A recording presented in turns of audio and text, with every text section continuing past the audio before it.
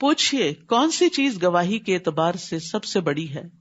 کہہ دیجئے میرے اور تمہارے درمیان اللہ ہی گواہ ہے، اور میری طرف یہ قرآن اس لیے نازل کیا گیا ہے تاکہ میں تمہیں اس کے ذریعے خبردار کروں اور اسے بھی خبردار کروں جسے یہ پہنچ جائے، یعنی جہاں تک یہ جائے سب کے لیے پیغام ہے۔ پوچھئے کیا تم واقعی گواہی دیتے ہو کہ اللہ کے ساتھ دوسرے الہ بھی ہیں؟ کہہ دیجئے میں گواہی نہیں دیتا، کہہ دیجئے بے شک وہ ایک ہی الہ ہے اور میں اس سے بری ذمہ ہوں جسے تم شریک ٹھہراتے ہو۔ وہ لوگ جنہیں ہم نے کتاب دی وہ اس طرح اسے پہچانتے ہیں جیسے وہ اپنے بیٹوں کو پہچانتے ہیں، یعنی نبی صلی اللہ علیہ وسلم کو اپنے بیٹوں جیسا پہچانتے ہیں۔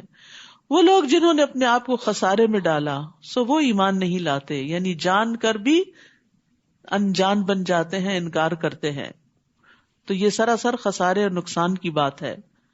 اور اس سے بڑا ظالم کون ہے جو اللہ پر جھوٹ گھڑ لے یا اس کی آیات کو جھٹلائے؟ بے شک ظالم فلاح نہیں پائیں گے۔ اور جس دن ہم ان سب کو اکٹھا کریں گے پھر ہم ان شرک کرنے والوں سے پوچھیں گے کہاں ہیں تمہارے شریک جن کی خدائی کا تم دعویٰ کرتے تھے؟ پھر اس پر ان کا عذر بس یہی ہوگا کہ وہ کہیں گے قسم اللہ کی جو رب ہے ہمارا، ہم شرک کرنے والے نہ تھے۔ وہاں پھر اپنے ہی عمل کو جھٹلا دیں گے، شرک کا انکار کر دیں گے۔ دیکھیے کس طرح انہوں نے اپنے نفسوں پر جھوٹ بولا اور گم ہو گئے ان سے جو وہ گھڑا کرتے تھے۔ وَمِنْهُمْ مَن يَسْتَمِعُ إِلَيْكَ، اور ان میں سے کوئی وہ ہے جو آپ کی طرف کان لگاتا ہے، یعنی آپ کی باتیں سنتا ہے مگر اچھی نیت سے نہیں، اور ہم نے ان کے دلوں پر پردے ڈال دیے ہیں کہ وہ اسے سمجھ ہی نہ سکیں، اور ان کے کانوں میں بوجھ ہے، اور اگر وہ ہر نشانی دیکھ لیں تب بھی اس پر ایمان نہیں لائیں گے، یہاں تک کہ جب وہ آپ کے پاس آتے ہیں تو آپ سے جھگڑا کرتے ہیں۔ تو جنہوں نے کفر کیا وہ کہتے ہیں یہ تو محض پہلوں کی کہانیاں ہیں، یعنی قرآن ان پہ اثر نہیں کرتا کیونکہ ان کے دلوں پہ پردے پڑ چکے ہوتے ہیں۔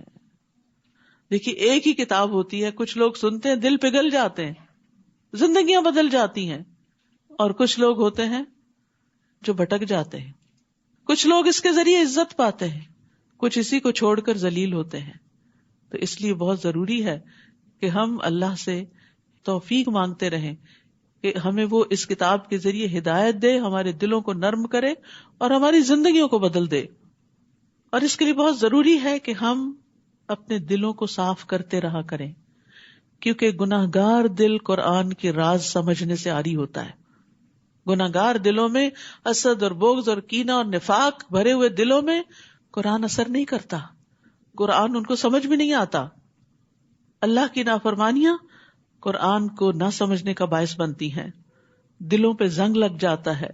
کلا بل ران علی قلوبہم ما کانوا یکسبون، تو انسان کے گناہوں کی وجہ سے دلوں پہ زنگ لگتا ہے، جس کی وجہ سے پھر قرآن اندر نہیں جاتا، اور پھر وہ قرآن پڑھ کر سن کر اس پر اعتراض شروع کر دیتے ہیں، یہ تو پہلوں کی کہانیاں ہیں۔ تو یاد رکھیے اگر دین کی کوئی بات، قرآن کی کوئی آیت سمجھ نہیں آ رہی نا تو استغفار شروع کر دے۔ ہو سکتا ہے کوئی خاص گناہ جو اس سے ملتا جلتا کیا ہو وہ رکاوٹ بنا ہوا ہو اور اللہ کی بات سنک ان نہیں ہو رہی۔ امام ابن تیمیہ کے بارے میں آتا ہے کہ جب انہیں قرآن کی کوئی آیت سمجھ نہیں آتی تھی تو 100 تفاسیر دیکھا کرتے تھے، اور بعض اوقات پھر بھی سمجھ نہیں آتی تھی، پوری طرح شرح صدر نہیں ہوتا تھا، تو بیٹھ کے صرف استغفار پڑھتے رہتے تھے۔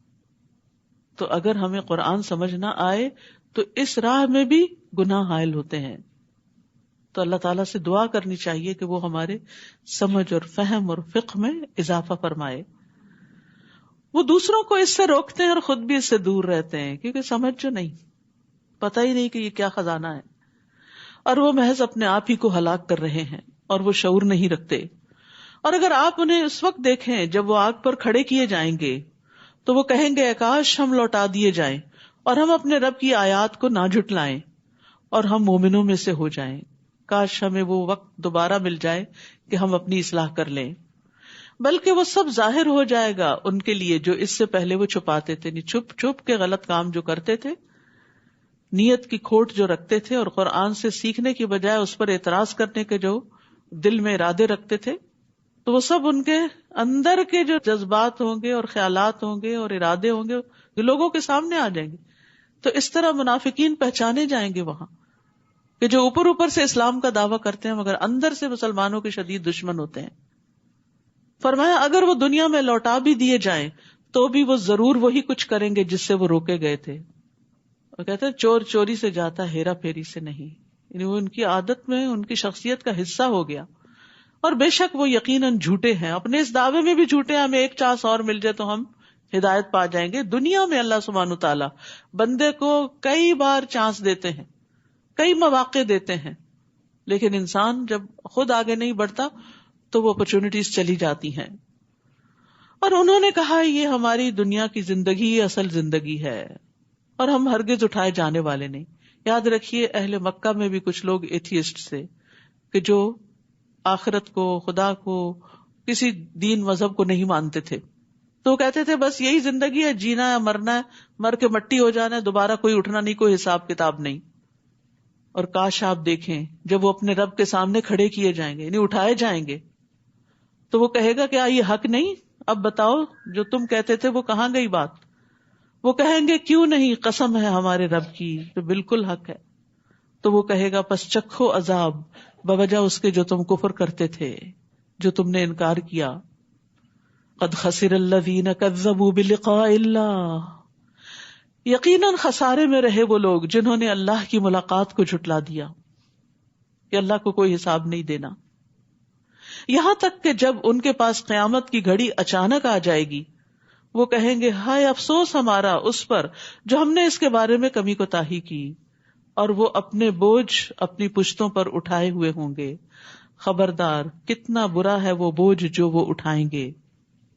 دیکھیے جو لوگ اللہ کو نہیں مانتے، آخرت کو نہیں مانتے، ان کے پاس اس کی کوئی دلیل نہیں ہے، وہ صرف خواہشات ہیں، خیالات ہیں، کچھ باتیں ان کے دل میں اٹک گئی ہیں، کچھ شکوک و شبہات ان کے اندر پیدا کر دیے گئے. لیکن اگر وہ یہ سوچیں کہ دو میں سے ایک چیز یا اللہ ہے یا نہیں، تو سیف سائڈ تو یہی ہے نا کہ مان لیا جائے وہ ہے.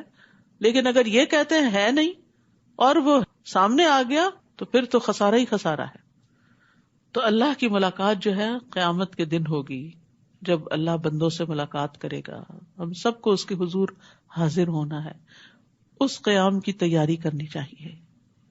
اور یہ دنیا میں قیام جو ہے یہ دراصل اس کے آگے کھڑے ہونے کی تیاری ہے.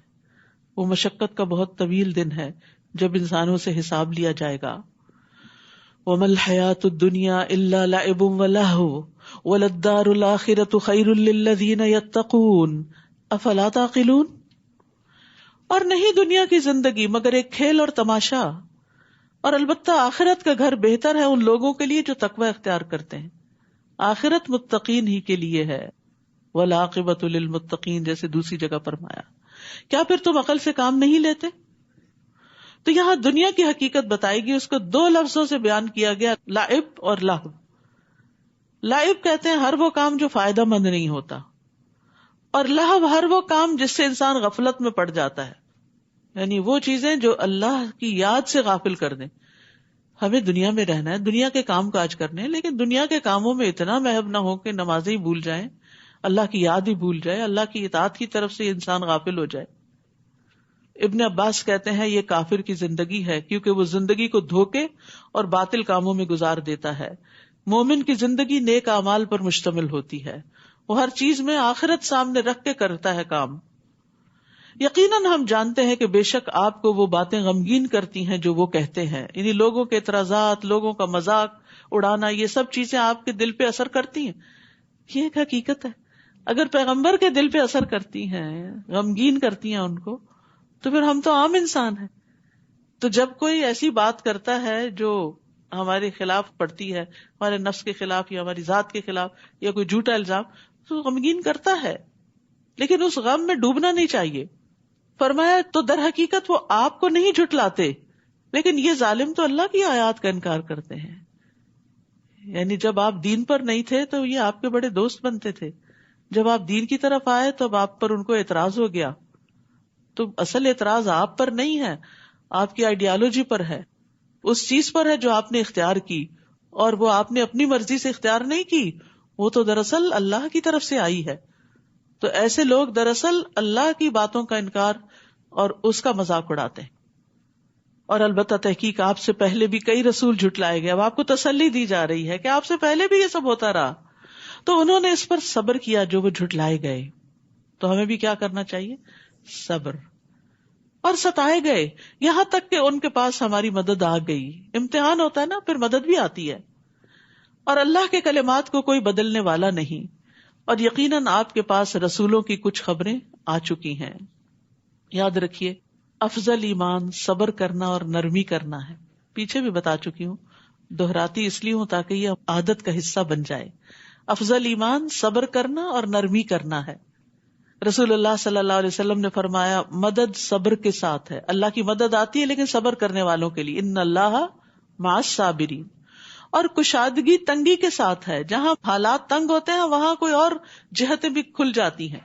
اور بے شک ہر مشکل کے ساتھ ایک آسانی ہے, اور بے شک اسی مشکل کے ساتھ ایک اور آسانی ہے.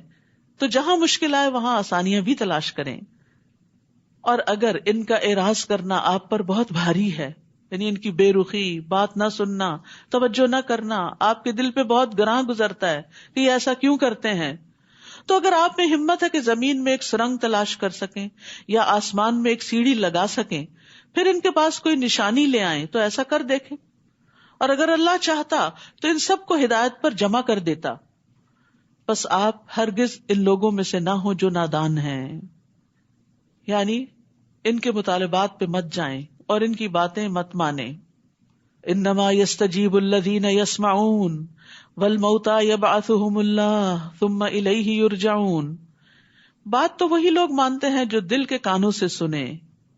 رہے مردے تو اللہ انہیں قیامت کے دن زندہ کرے گا, پھر وہ اسی کے حضور واپس لائے جائیں گے.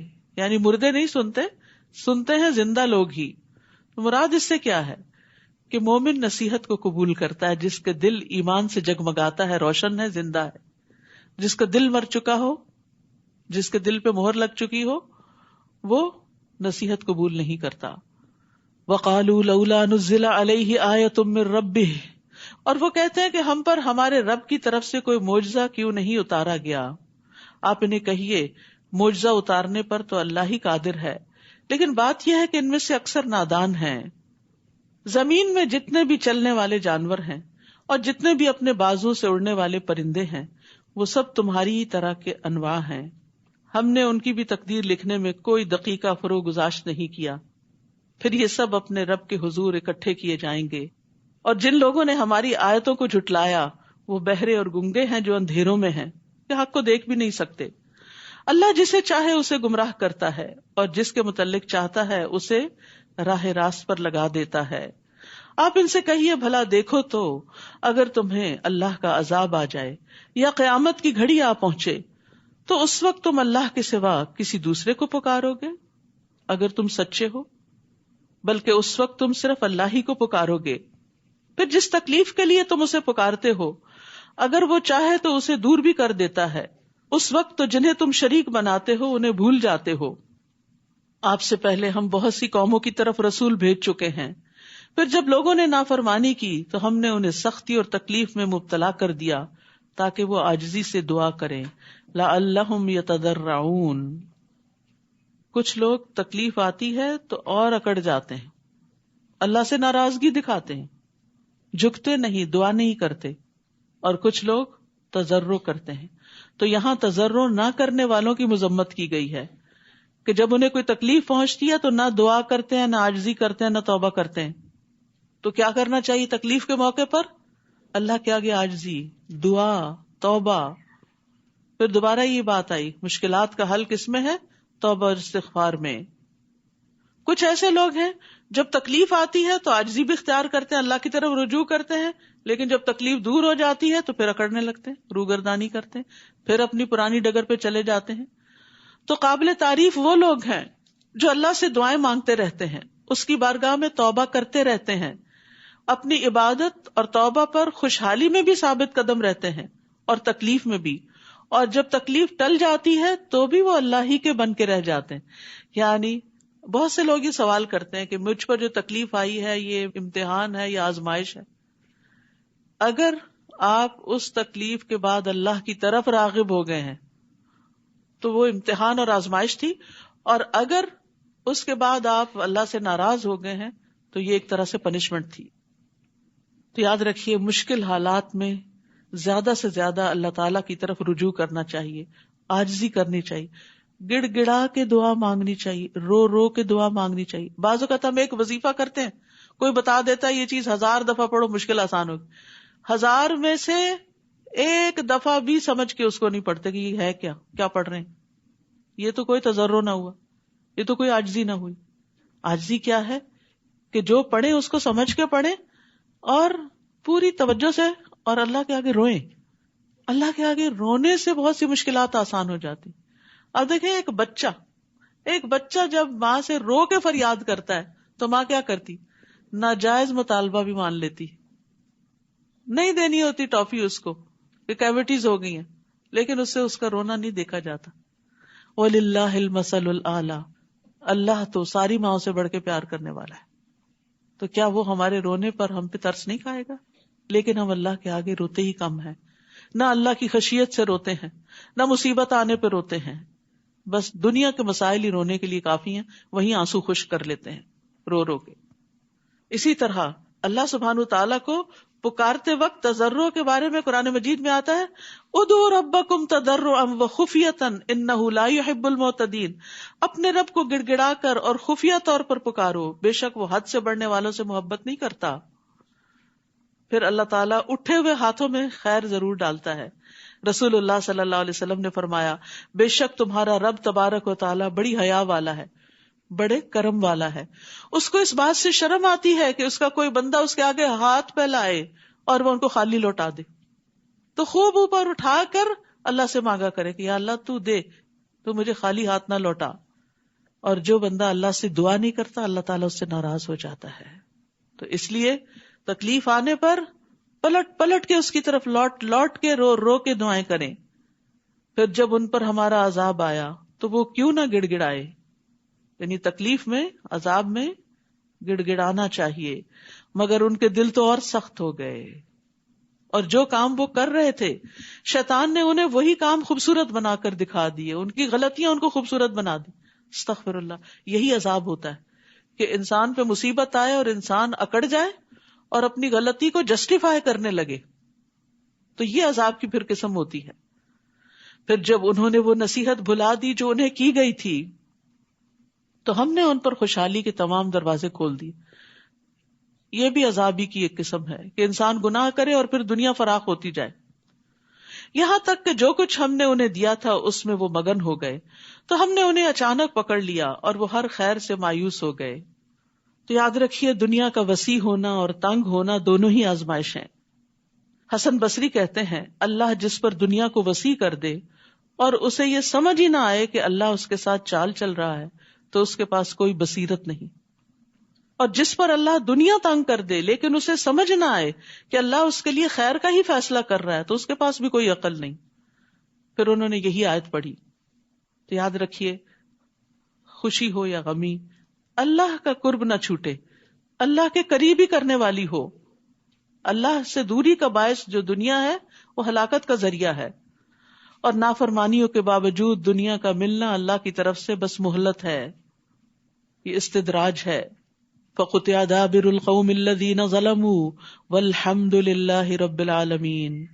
اس طرح ان ظالموں کی جڑ کاٹ دی گئی اور ہر طرح کی تعریف تو اللہ رب العالمین کے لیے ہے. ظالم کی ہلاکت پر اللہ کی حمد. جی ہاں، کیونکہ ظالم کو جب اللہ پکڑ لیتا ہے تو اس میں لوگوں کی اصلاح کا بندوبست ہوتا ہے، لوگ عبرت پکڑتے ہیں، اور یہ عبرت بہت بڑی نعمت ہے اور نعمت کا شکر ادا کرنا واجب ہے. اس لیے ظالموں کے خاتمے پر الحمدللہ پڑھی گئی، کیونکہ گناہگار لوگ جو ہوتے ہیں، ظلم کرنے والے جو ہوتے ہیں، ان کے فساد سے ساری دنیا والے نجات پاتے ہیں. ایک جنازہ رسول اللہ صلی اللہ علیہ وسلم کے پاس سے گزرا تو آپ نے فرمایا مستریح و مستراح منہ. لوگوں نے سوال کیا یا رسول اللہ یہ کیا ہے؟ آپ نے فرمایا مستریح وہ بندہ ہے جو مومن ہے، دنیا کی مشقتوں اور مصیبتوں سے اللہ کی راحت میں آرام پانا چاہتا ہے تو موت اس کے لیے راحت کا باعث بن گئی ہے. اور مستراح منہ وہ بدکار بندہ ہے جس سے اللہ کے بندے اور شہر درخت چوپائے سب آرام پانا چاہتے ہیں کہ شکر ہے ختم ہوا، ہر کوئی چین میں آئے گا. اور ایسا ہوتا ہے نا، بعض لوگوں کی موت پہ زمین آسمان روتے ہیں کہ وہ خیر ہی خیر پھیلانے والا ہوتا ہے، اور بعض لوگوں کی موت پہ سب راحت پاتے ہیں، شکر ادا کرتے ہیں، اپنے بھی پرائے بھی، جہاں وہ رہتا ہے آس پاس کی چیزیں بھی، کیونکہ اس کے گناہوں سے ہر کوئی تنگ ہوتا ہے. اللہ تو سب کو ہدایت ہے. دیکھیے خاندانوں میں، گھروں میں کوئی نہ کوئی فرد ایسا ہوتا ہے جس کی وجہ سے سارا گھرانہ تنگ ہوتا ہے. وہ دعائیں بھی مانگتے ہیں، علاج بھی کرواتے ہیں، ہر طرح کی کوششیں کرتے ہیں، لیکن وہ سدھرنے کا نام نہیں لیتے. تو پھر بعض اوقات لوگ بد دعائیں بھی دینے لگتے کہ اللہ اٹھا لے اس کو، کیونکہ اس نے ہماری زندگی آرام کر دی. بعض لوگوں کے اندر اتنی بری عادتیں ہوتی کہ لوگوں کا جینا، سونا، کھانا، ساری ان کی زندگی تلپٹ کر کے رکھ دیتے ہیں اپنے گناہوں کی وجہ سے. بیماری الگ چیز ہے، لیکن گناہوں کی وجہ سے، اپنی زیادتی اور ظلم کی وجہ سے، اکڑ اور تکبر کی وجہ سے. تو ایسے لوگ جب دنیا سے جاتے ہیں تو ہر چیز شکر ادا کرتی. آپ ان سے پوچھئے بھلا دیکھو تو اگر اللہ تمہاری سماعت اور تمہاری آنکھیں سلب کر لے اور تمہارے دلوں پر مہر لگا دے تو اللہ کے سوا کوئی اور الہ ہے جو یہ چیزیں تمہیں واپس دلا دے؟ دیکھیے ہم کیسے بار بار اپنی آیات بیان کرتے ہیں، پھر بھی یہ لوگ منہ موڑ جاتے ہیں. آپ ان سے کہیے بھلا دیکھو تو اگر تم پر اللہ کا عذاب اچانک آ جائے یا علانیہ آ جائے تو کیا ظالموں کے سوا کوئی اور بھی ہلاک ہوگا؟ اور ہم جو رسول بھیجتے ہیں تو صرف اس لیے بھیجتے ہیں کہ لوگوں کو بشارت دیں اور ڈرائیں. تو جو کوئی ایمان لے آیا اور اس نے اپنی اصلاح کر لی تو ایسے لوگوں کو نہ کوئی خوف ہوگا نہ وہ غم زدہ ہوں گے. ایمان اور اصلاح، لا الہ الا اللہ کہنے کے بعد پھر اللہ کی اطاعت کے کام کرنا، اپنی بیڈ ہیبٹس کو چھوڑنا. اور جن لوگوں نے ہماری آیات کو جھٹلا دیا تو ان کی نافرمانیوں کی انہیں ضرور سزا مل کر رہے گی. اے محمد صلی اللہ علیہ وسلم آپ ان سے کہیے میں یہ نہیں کہتا کہ میرے پاس اللہ کے خزانے ہیں، نہ ہی میں غیب کی باتیں جانتا ہوں، اور نہ میں کہتا ہوں کہ میں فرشتہ ہوں. میں تو صرف اس کی پیروی کرتا ہوں جو میری طرف وحی کی جاتی ہے. آپ ان سے پوچھئے کیا نابینا اور بینا برابر ہو سکتے ہیں؟ پھر تم لوگ کیوں نہیں سوچتے؟ اور آپ اس وحی کے ذریعے ان لوگوں کو ڈرائیے جو اس بات سے ڈرتے ہیں کہ انہیں ان کے رب کے ہاں اکٹھا کیا جائے گا جس کے بغیر ان کا نہ کوئی حمایتی ہوگا اور نہ سفارشی ہوگا. اسی طرح شاید وہ پرہیزگار بن جائیں. اور جو لوگ اللہ کی رضا چاہتے ہیں اور صبح و شام اپنے رب کو پکارتے ہیں انہیں اپنے ہاں سے دور نہ کیجیے. نبی صلی اللہ علیہ وسلم کو حکم دیا جا رہا ہے کہ جو لوگ صبح و شام اپنے رب کو پکارتے ہیں انہیں اپنی مجلس سے دور نہ کیجیے. ان کے حساب سے آپ کے ذمہ کچھ نہیں اور نہ آپ کے حساب سے کچھ ان کے ذمہ ہے، لہٰذا اگر آپ انہیں دور ہٹائیں گے تو بے انصافوں میں شمار ہوں گے. تو یہاں ذکر کے لیے صبح و شام کا لفظ آیا ہے، خاص وقت، کیونکہ یہ دونوں اوقات مشغولیت کے بھی ہوتے ہیں اور دنیا کے کاموں کا بھی غلبہ ہونے لگتا ہے. تو جو ان اوقات میں مشغولیت میں بھی اللہ کو یاد کرے گا تو وہ فرصت کے اوقات میں تو کرے گا ہی. اور اللہ سبحانہ تعالیٰ صبح و شام اپنے بندوں کی خبر بھی لیتا ہے. جب فرشتے تبدیل ہو کے اوپر جاتے ہیں نا تو اللہ تعالیٰ ان سے پوچھتے میرے بندے کیا کر رہے تھے، تو وہ کیا بتاتے ہیں وہ نماز پڑھ رہے تھے. فجر اور عصر کی نمازوں میں کرام کاتبین کی تبدیلی ہوتی ہے. اسی طرح ہم نے بعض لوگوں کے ذریعے دوسروں کو آزمائش میں ڈالا ہے تاکہ وہ انہیں دیکھ کر کہیں کہ کیا ہم میں سے یہی لوگ ہیں جن پر اللہ نے احسان کیا. دیکھو کیا اللہ اپنے شکر گزار بندوں کو ان سے زیادہ نہیں جانتا. یعنی یہ وہ لوگ ہیں جو ایمان کی نعمت کی قدر و قیمت کو جانتے ہیں اور اس کے ملنے پر اللہ کا شکر ادا کرتے ہیں. وَإِذَا جَاءَكَ الَّذِينَ يُؤْمِنُونَ بِآيَاتِنَا فَقُلْ سَلَامٌ عَلَيْكُمْ كَتَبَ رَبُّكُمْ عَلَى نَفْسِهِ الرَّحْمَةَ. اور جب آپ کے پاس وہ لوگ آئیں جو ہماری آیتوں پر ایمان لاتے ہیں تو آپ انہیں کہیے تم پر سلامتی ہو. یعنی جو لوگ کتاب سے محبت رکھتے ہوں، اس پر ایمان رکھتے ہوں اور اس سے آگے پھر اس کو پڑھتے پڑھاتے کیونکہ ایمان کے تقاضے ہیں یہ سارے، تو وہ سلامتی کے مستحق ہے، انہیں دعا دینی چاہیے. تمہارے رب نے اپنے اوپر رحمت کو لازم کر لیا ہے کہ تم میں سے کوئی شخص لا علمی سے کوئی برا کام کر بیٹھے پھر اس کے بعد وہ توبہ کر لے اور اپنی اصلاح کر لے تو یقیناً وہ معاف کر دینے والا اور رحم کرنے والا ہے. تو غلطی ہونے پر صبح شام رب سے توبہ کا موقع ہے. اللہ عز و جل رات کے وقت اپنا ہاتھ پھیلاتا ہے تاکہ دن کا گناہ گار توبہ کر لے، اور دن کو اپنا ہاتھ پھیلاتا ہے تاکہ رات کا گناہ گار توبہ کر لے، یہاں تک کہ سورج مغرب سے طلوع ہو جائے. تو غلطیوں پر ندامت کے ساتھ استغفار کرنی چاہیے اور آئندہ زندگی کو بہتر بنانا چاہیے. اور اسی طرح ہم اپنے احکام واضح طور پر بیان کرتے ہیں، اور اس لیے بھی کہ مجرموں کی راہ بالکل نمایاں ہو جائے۔ آپ ان سے کہیے کہ مجھے اس بات سے روک دیا گیا ہے کہ میں ان کی عبادت کروں جنہیں اللہ کے سوا تم پکارتے ہو۔ آپ ان سے کہیے کہ میں تمہاری خواہشات کی پیروی نہ کروں گا، اور اگر ایسا کروں تب تو میں بہک گیا اور ہدایت یافتہ لوگوں میں سے نہ رہا۔ آپ ان سے کہیے کہ میں اپنے رب کی طرف سے روشن دلیل یعنی قرآن پر قائم ہوں، جسے تم نے جھٹلا دیا، اور جس چیز کی تم جلدی کر رہے ہو یعنی عذاب، وہ میرے پاس نہیں۔ حکم تو صرف اللہ ہی کا ہے، وہ حق ہی بیان کرتا ہے اور وہی بہترین فیصلہ کرنے والا ہے۔ اہل مکہ چونکہ بار بار دھمکی دیتے اور کہتے کہ لے آؤ عذاب، تو اس کے جواب میں یہ بات اتاری گئی۔ آپ ان سے کہیے جس چیز کی تم جلدی مچا رہے ہو یعنی عذاب کی، اگر وہ میرے اختیار میں ہوتی تو میرے اور تمہارے درمیان کب کا فیصلہ ہو چکا ہوتا، اور اللہ ظالموں کے متعلق خوب جانتا ہے کہ ان کے ساتھ کیا معاملہ کرنا چاہیے۔ وَعِندَهُ مَفَاتِحُ الْغَيْبِ لَا يَعْلَمُهَا إِلَّا هُوَ، اور غیب کی چابیاں تو اسی کے پاس ہیں، اس کے سوا کوئی بھی نہیں ان کو جانتا۔ تو اصل غیب صرف اللہ کو پتا ہے، بحر و بر میں جو کچھ ہے اسے وہ جانتا ہے۔ اور کہا جاتا ہے کہ سمندر کا جو بیڈ ہے نیچے تہ ہے، سائنٹسٹ کہتے ہیں اس کا صرف 1% جانا گیا ہے، 99% ہمارے علم میں نہیں۔ اور زمین کے اوپر بھی جو کچھ ہے اس کا بھی بڑا حصہ ابھی تک علم سے باہر ہے۔ وَلَا يُحِيطُونَ بِشَيْءٍ مِّنْ عِلْمِهِ إِلَّا بِمَا شَاءَ، تو یہ سارے خزانے اس کے ہیں، اس کو سب پتا ہے کون سی چیز کہاں کیا کر رہی ہے، دوسروں کو نہیں پتا۔ یہ اللہ کی قدرت کی دلیل ہے، اس لیے اوروں سے امپریس ہونے کی بجائے اللہ کے آگے جھکنا چاہیے۔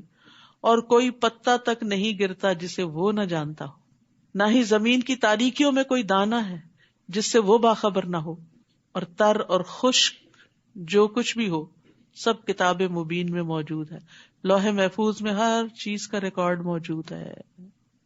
ہم لوگوں کے علم سے متاثر ہو جاتے ہیں، کسی نے ایک کی بجائے اگر 2 PhDs کی ہے تو اس کے آگے تو جھوک ہی جائیں گے کہ جو یہ کہتا ہے صحیح ہے غلط ہے بس یہی مان لو، اور جو اللہ کہتا ہے جو اللہ کی کتاب میں بتایا گیا اس کو بس ریلکٹنٹلی ہی لیتے ہیں، یقین نہیں کرتے، جبکہ اللہ کا علم ہر چیز پر چھایا ہوا ہے، ہر چیز کو اپنے گھیرے میں لیے ہوئے ہے، اس لیے جو بات وہ کرتا ہے وہ سب سے زیادہ فائدہ مند ہے، ہمارا اس پر ایمان ہونا چاہیے۔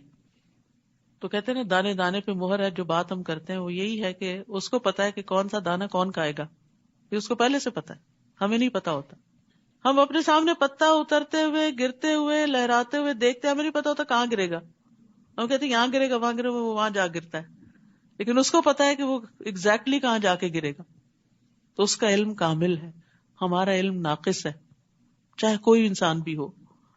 وہی تو ہے جو رات کو تمہاری روحیں قبض کر لیتا ہے نیند کی حالت میں، بے ہوش ہوتے ہو، کچھ پتا نہیں، نیند موت کی بہن ہے، اور جو کچھ تم دن کو کر چکے ہو وہ بھی جانتا ہے۔ ہم خود بھولے ہوئے ہوتے ہیں، اگر آپ سے پوچھا جائے کل یہاں سے جا کر کیا کیا کیا تو آپ کو سوچنا پڑے گا اچھا کیا کیا کیا، اور جب بتائیں گے تو بھی تو ہو سکتا ہے کوئی چیز مس کر جائیں، لیکن اس کو سب پتا ہے آپ اپنی گزشتہ زندگی میں ہر روز کیا کچھ کر چکے ہیں، سب اس کے ریکارڈ میں ہے۔ پھر دوسرے دن جسم میں روح بھیج کر وہ تمہیں اٹھا کھڑا کرتا ہے، یعنی نیند سے اٹھاتا ہے تمہیں، تو ایک خاص روح اندر